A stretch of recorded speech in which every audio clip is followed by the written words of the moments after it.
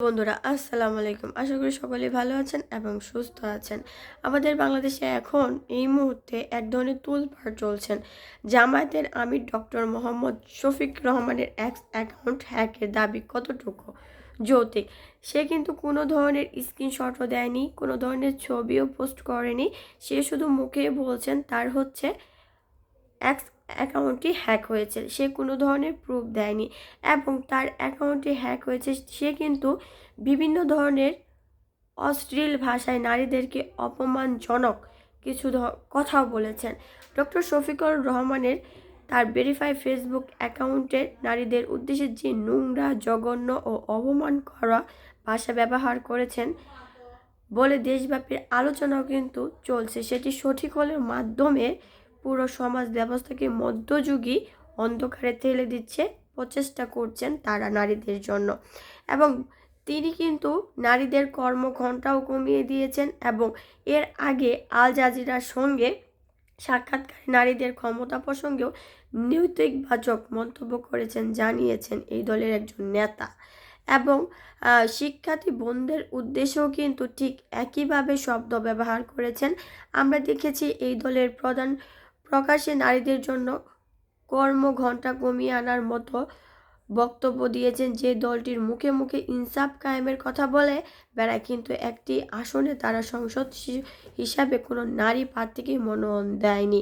তার মানে কি বোঝা যায়? যে তারা নারীদেরকে কখনোই কোনোভাবে সম্মানও দেয়নি, তারা সম্মান করেও না এবং তারা কখনো নারীদেরকে সম্মান করবে কিনা তারও কোনো নিশ্চয়তা নেই। তারা ক্ষমতায় আসার আগে যে পরিমাণ নারীদেরকে উল্টাপাল্টা অশ্লীল ভাষা ব্যবহার করে নারীদেরকে অপমান করছেন এবং বেগম রুকিয়ার যুগে যেন নারীদেরকে নিয়ে যাচ্ছেন মধ্যযুগে, অন্ধকারে ঠেলে দিচ্ছেন। তারা যদি ক্ষমতায় আসে তাহলে একবার চিন্তা করেন নারীদের উপরে কি পরিমাণ জুলুম হতে পারে।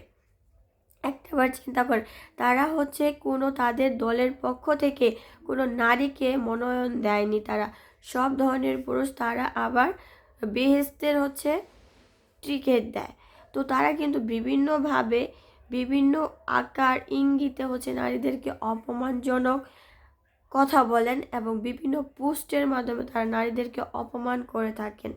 এই এই জামাত ইসলামের আমির যে কথাটি বলেছেন এটা কতটুকু মানে আমাদের বাংলাদেশে হাজারো নারীকে এই ধরনের কথা বলা বা যারা চাকরিজীবী নারী তাদেরকে কি এই অশ্লীল কথা বলা উচিত হয়েছে? তার ঘরেও তো মেয়ে আছে, তার ঘরেও তো তার নিজের ওয়াইফ আছে। তারাও কি তাহলে এই সাধারণ নারীদের মতোই তাদের আওতায় কি পড়ে? একবার হলেও তার ভেবেচিন্তে কথাগুলো বলা উচিত ছিল এবং নারীদেরকে সম্মান করা উচিত ছিল। সেও কিন্তু কোনো এক নারীরই সন্তান, তারপরেও সে কোনো নারীকে সম্মান করতে শিখেনি। তার ভিতরে যেন শিক্ষিত হয়, সে হয়তো বা কয়েক হাজার ডিগ্রি অর্জন করা ব্যক্তি হতে পারে, কিন্তু মানুষকে সম্মান বা নারীকে সম্মান করার যেন তার ভিতরে ছায়া ফোটাও নাই।